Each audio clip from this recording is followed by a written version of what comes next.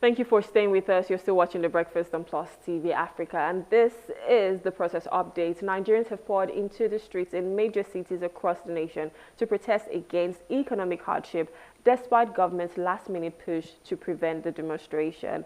Although the protest has been suspended, and we're hearing that there might just be another one on October 1st, if the concerns are not being addressed. Now, joining us to have a conversation on all of this is Dr. Omoshola Deji. He's a political scientist, and Charles Ideho is a broadcaster and communication strategist. Good morning, gentlemen. Thank you for joining us. Thank you. Good morning. Good morning.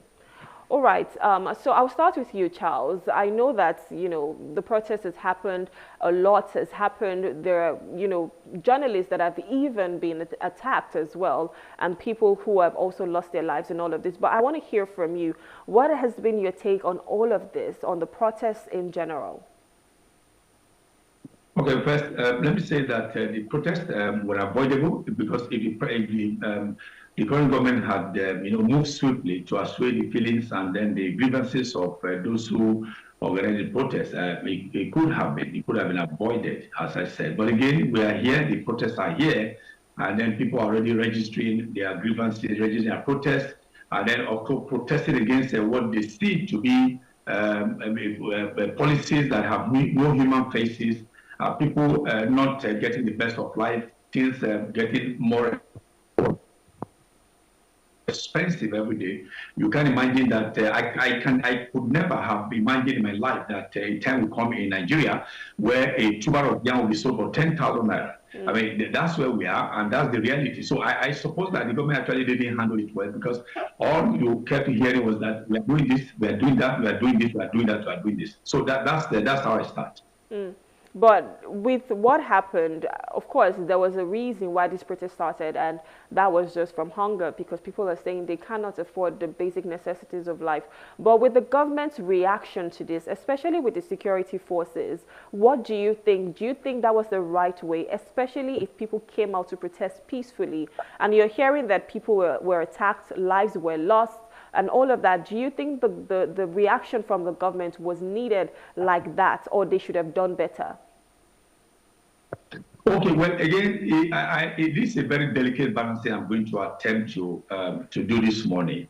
On the one hand, what they call it is a protest. Protest doesn't have to necessarily, be violent, because that's why in most cases you have to look at protest. You define, when you define protest, you put it side by side, violent or riot. You see that protest and riot, they're not the same thing. When you are protesting, you carry placards, you move around the streets, let the government know. You register your anger, you register your grievances through other means that are peaceful.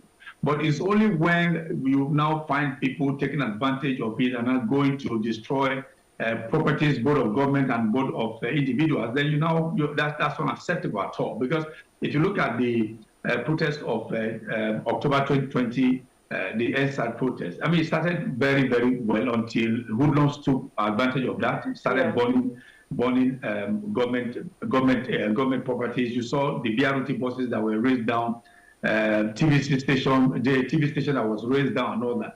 Those are uncalled for. A protest can last even for as long as 1 month without even a life lost. A year. A protest can last for even 2 weeks without a life lost. But because when they do that, the government also has a responsibility to ensure that peace and order are maintained in the society. So wherever you have recorded lives being lost, then you must ask questions: what led to that? And I'm not sure security agencies will start shooting at peaceful protesters. In Lagos, we all witnessed it in Lagos. No life was lost, no soul was injured, and because they decided to comport themselves in an orderly way. But over there in the north, in Kano, in Portiscom, where they raised down some government vehicles in Portiscom, and that's Yobe State and all that. You saw somebody in Kano climbing on the street light and then cutting the thing with cutlass and machete and all that. So those things, government will also not want to be seen as being weak. So that's why sometimes.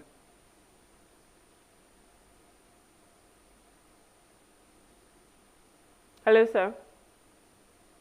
All right, Dr. Deji, let me come to you. I want to get your take on the protests so far. They come out in that order, have water guns and another thing. But as I said, they do well to allow you to resort to a riot and then a destruction of property. Yeah, of course, a protest and a riot, they're two different things. And I'm sure when this started out, nobody expected it to turn this way, even though the government has been a bit wary, saying that, you know, they did not even want protests in the first place because sometimes it could get hijacked. And that was just the fear. And of course, we've seen things that have happened in Kanu, which is quite unfortunate. But I know that in Lagos, the Commissioner of Police was even there as well, saying they were going to protect protesters, which was great. But I want to come to you, Dr. Deji. What is your take with this whole protest? And do you think that, you know, all the grievances of the people have been registered to the government? Do you think they understand what is going on now and the severity of what is going on?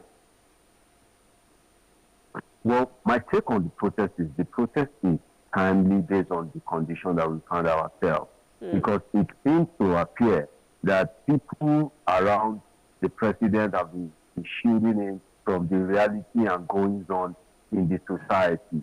They have largely formed what I can call an effective cabal around the president, whereby most of the news they feed in is always political. And the reason is not far-fetched because they have come to realize that the president is a power-oriented politician. A power-oriented opposition is somebody that cherishes power.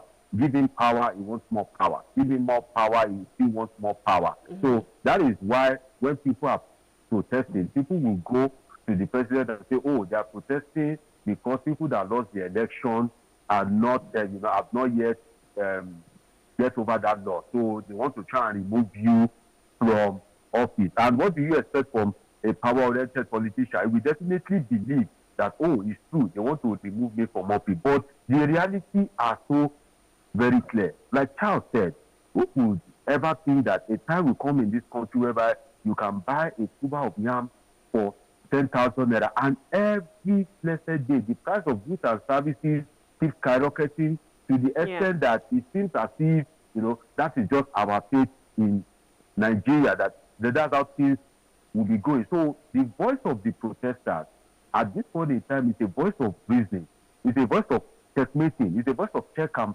balances, that no, things can't continue this way. Government needs to do something. And since people cannot communicate to the president in a way and manner that he would listen, then protest evolve. Protest is a way of breaking the barrier of communication, the bureaucratic complexity that the common man, the average man, cannot have. And these people have lost confidence in their representatives. So they have decided, oh, when we protest, when we go all out, and the news and media is carrying the news of the protest, then it will get to the ears of the president, and the president will know that things need to be done. So I support the protest wholeheartedly. I think it is timely. It is a means of checkmating the government. Although I don't quite agree with some of the demands of the protesters. I think we should be making an amendment to their demands in terms of cross subsidy removal. If you say, okay, government should return the cross subsidy that was removed, well, I don't totally agree with that, because every of the candidates campaign with the removal of cross subsidy, and it is only the cabal that is benefiting from this. But what I would have loved is if they campaign that, okay, if you want this cross subsidy to be maintained, government has the supreme power of checkmating and to check violence. So if you don't want any kind of protest and you don't want Nigeria to be agitated, now begin to go after the cabal that benefited from the cross subsidy fraud. So I would have loved if the demand of the protesters has been prosecution of the cabal that benefited from the cross subsidy fraud, rather than say that they should return back the subsidy that was removed. Other than that, the protest is very timely. If not, the cost of goods and services will just keep rising. And as someone said yesterday, 30,000 naira in 2019 is more valuable now than the 70 naira that it paid in 2024. That is just within a space of 4 years. So Nigerians have no choice. Protests have to occur, and now that the protests have occurred, then I think the government will now know that, oh, maybe they are not taking some steps right and be able to take action. Hopefully this serves as a wake-up call. But Charles, I want to hear from you. So the president made a speech yesterday, and he talked about listening to the people, that, the government, they've heard us loud and clear. We should, cease to protest right now, leave room for dialogue. But I want to get your take. What did you think about the president's speech, and what were some things you think he probably left out and did not really talk about? Okay, well, first of all, I studied English language, and I have a postgraduate diploma in advanced grammar, English language. So yesterday, when I looked at it, I looked at the text, I subjected it to text linguistics.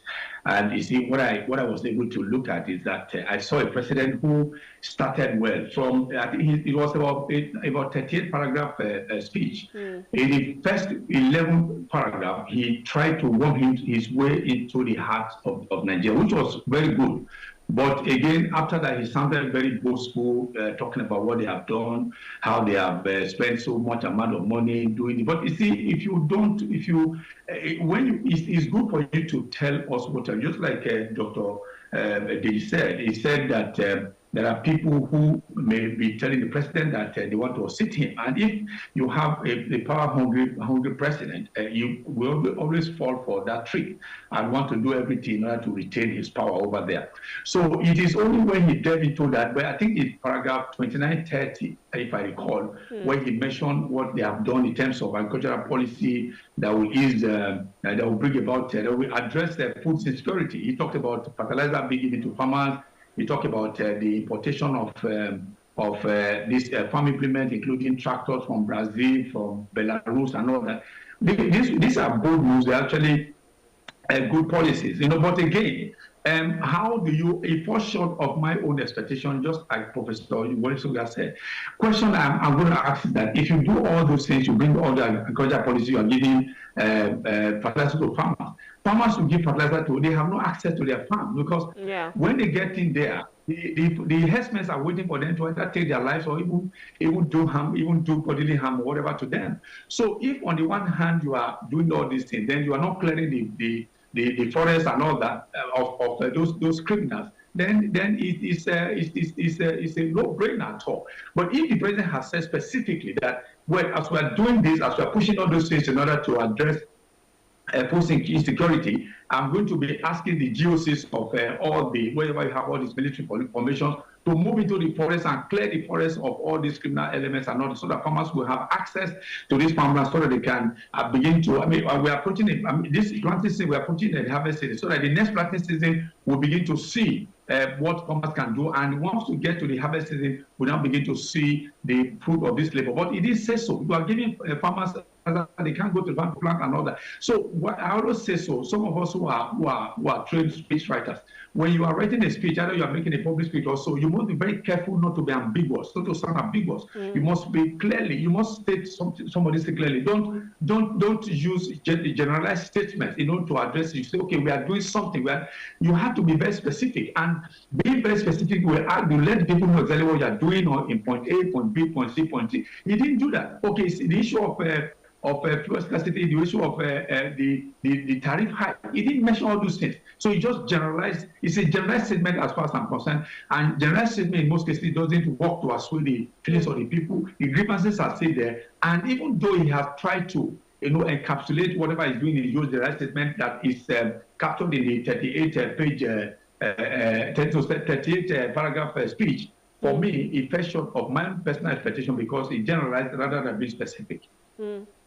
I totally agree with you, and a lot of people had come out to say, you know what, the president his address did not really meet the demands or talk about the concerns of the people. And in fact, Femi Falana, who's a human rights lawyer, had said that address fell short, and he said he did not even address anything about the fuel subsidy that is being talked about. And I know that you just highlighted on that, Dr. Deji, saying that we cannot totally remove fuel subsidy. But in other countries, several things are being subsidized for the people. How do you think that the president can let the people know that they understand, what we're going through, even if they do not have to remove the fuel subsidy totally? And, it is being said that there is a quasi-subsidy at the moment, because if you're looking at the dollar rate at the right now, if we're supposed to be buying that commodity, it's not supposed to be stable for a while. It's supposed to always fluctuate. So there is a quasi-subsidy. But how do you think that the president or the government can tackle these issues that these protesters have, especially when it comes to the fuel subsidy that has been removed? How best can we go about it? Dr. Deji, please. I think the first thing is, number one, government should be able to realize that governance exists for the people. You see, when you are in government, your interest as a government, especially in a democratic system, doesn't really matter. What matters is the interest of the people. And that's why Bentals and Mills have started that government exists to fulfill the interest of the largest number of people in the society. So if the interest of government falls into the minority, you still have to go with majority interest as a government. But the Nigerian government, successive government, have failed to realize it. And one of the ways that government can do this is by communication. For instance, the speech given by the president, I expect that the president would have come out from his high horse even before the protest, and not only gave a speech, but mingle with Nigerians, because the protest is like a referendum on the performance of his government. So even if it takes the president to conduct what I can call like a mini rally within the 6 geopolitical zones, even if it takes him to be dancing, this training, something, he's in Gongo or something, I would have expected the president to have gone all out.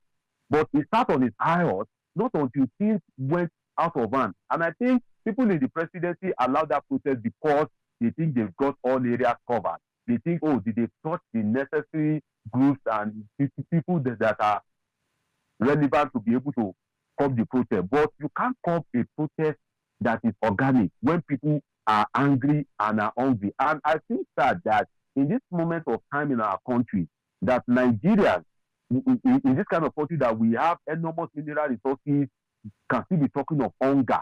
So that means that we have retrogressed rather than progress. Other countries are talking of great things. We are still talking of hunger. So even if you look at Maslow hierarchy of needs, I think the stage of food comes first. So we are still in that first stage before we realize that, it's when you are eating that you realize that you need clothes, that you realize that you are unsecured. So we are still at the first level, which is very, very saddening. Even countries that are not up to the standard of Nigeria are not at that level. So government has to sit up and make sure that there is communication. For instance, the speech of the president, I want to see whereby there will be live cameras. I want to see a president that will take live questions from media. I don't.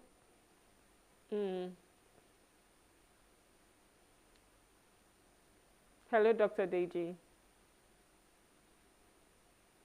Okay, so when Dr. Deji talks about, live cameras and stuff, it made me chuckle a little bit, because I'm like, I don't know if that's even going to happen. We're still seeing speeches that are quite ambiguous. We're seeing speeches that, do not give succor to the people. So I don't know if that's even going to happen in the first place. But let's just hear from someone else. We're now joined with Comrade Bedford Berefa, is the Ijaw Youth Council spokesman. Good morning, Comrade. Thank you for joining us. Hello, Comrade Bedford. Yeah, thank you very much. Good morning. Good morning. Okay, so I'm sure you've heard of, what we've been talking about the president's speech, the body language of the government. I want to get your take on this. I want to even know what's happening in Bayelsa at the moment. So can you give us any updates on what the protest has been like in Bayelsa?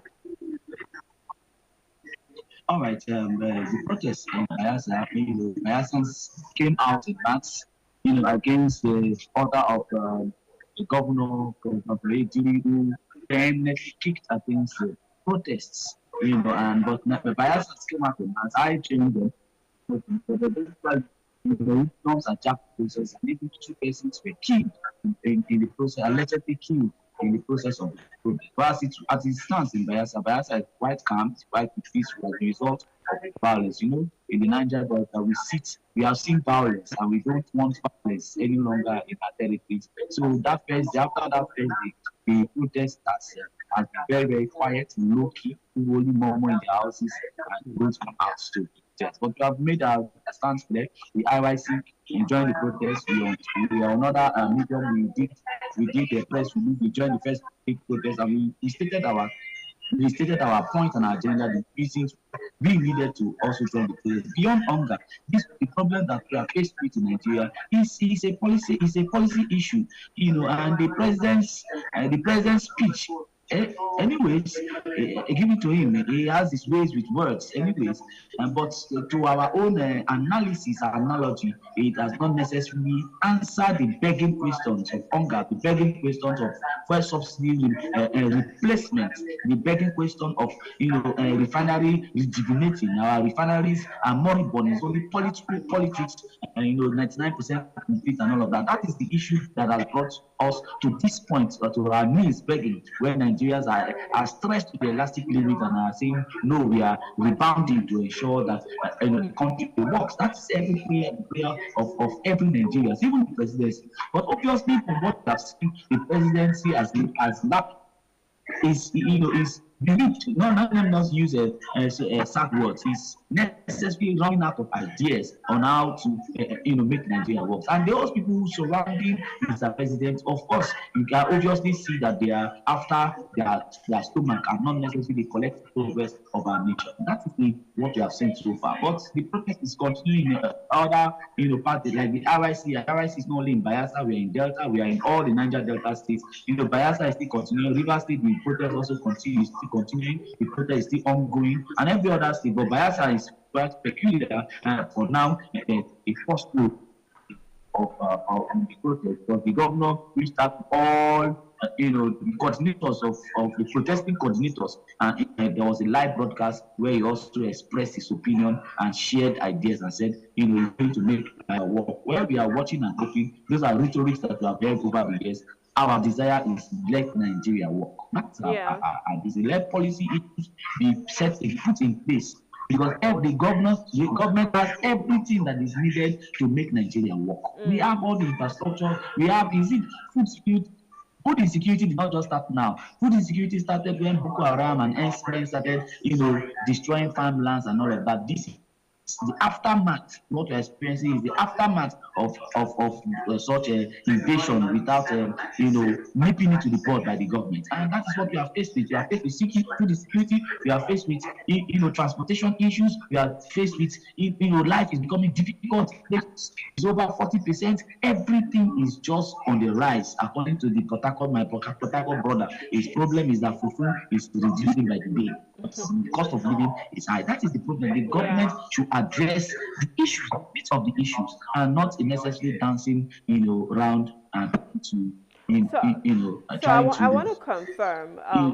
I know that your governor, Governor Diri, has, spoken to people, and what he said was you need to have room for dialogue, and dialogue is the only way for us to, just make headway, really. And one of the things he touched on was saying they're going to put solutions when it comes to food price hike.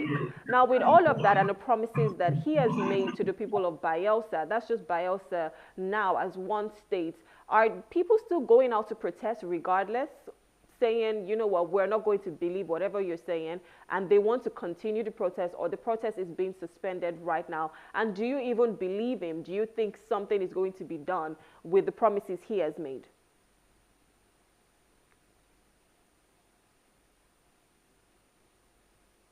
Hello, Comrade Bedford.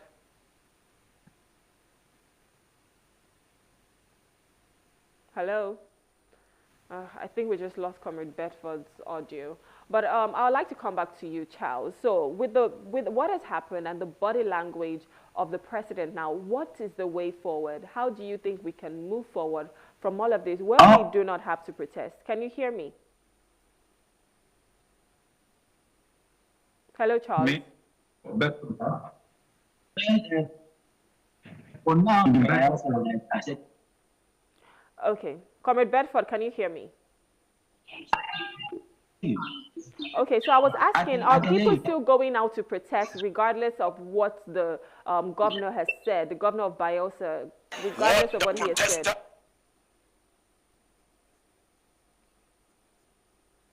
State government, came through very, very early. He has been against the protest. He didn't want the protest to hold initially, and he has done a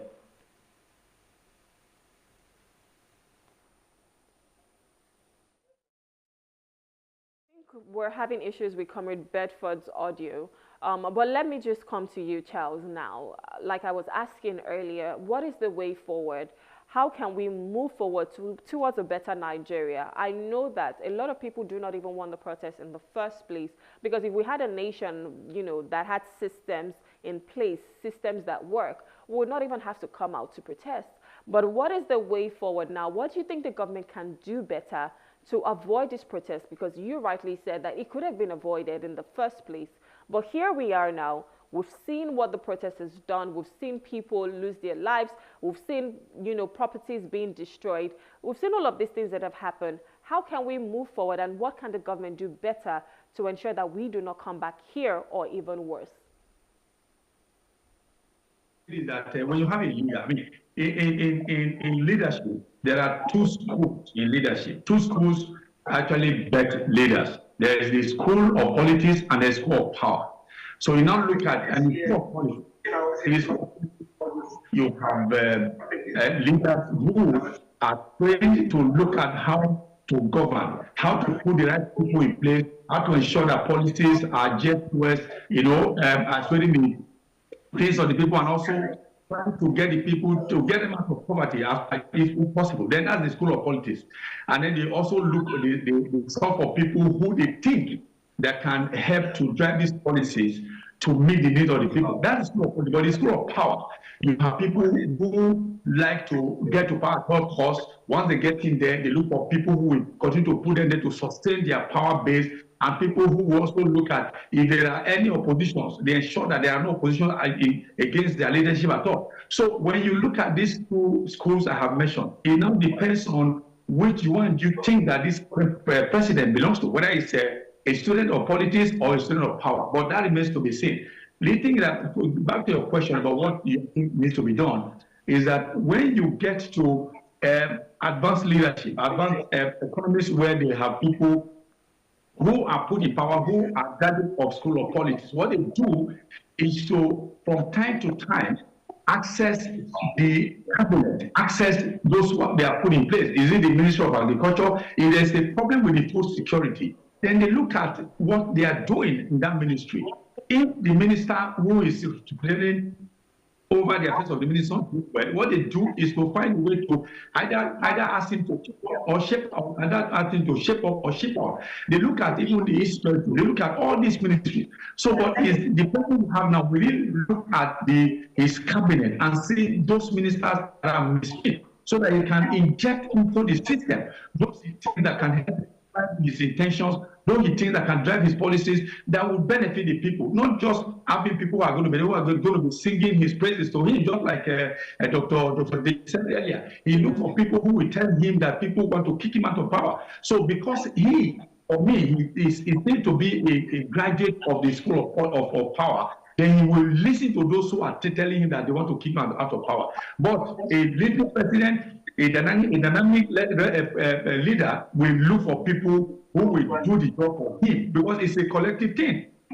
So I would say the president should look at the cabinet, review their performances, the performance of the ministers, and see those who are misfit, so he can begin to reject them, so that he can look for people who can indeed meet the aspirations of the people. I think that's what I think the president should do first. All right. Thank you so much. Thank you, Charles. Thank you for coming and sharing your valuable contributions. Thank you, Dr. Deji Omoshola, also for coming. And thank you, Comrade Bedford, for coming and giving us all of these updates and what you think as well. Thank you so much, gentlemen. Thank you. All right, so we're speaking with Dr. Deji. Omoshola is a political analyst. We'll also be speaking with Charles Ideho, is a broadcaster and communication strategist. And finally, we're also speaking with Comrade Bedford Berefa, is the Ijaw Youth Council spokesman. And we've just been talking about the protests, understanding updates that have been going on, and what needs to be done as well when it comes to the reactions from the government.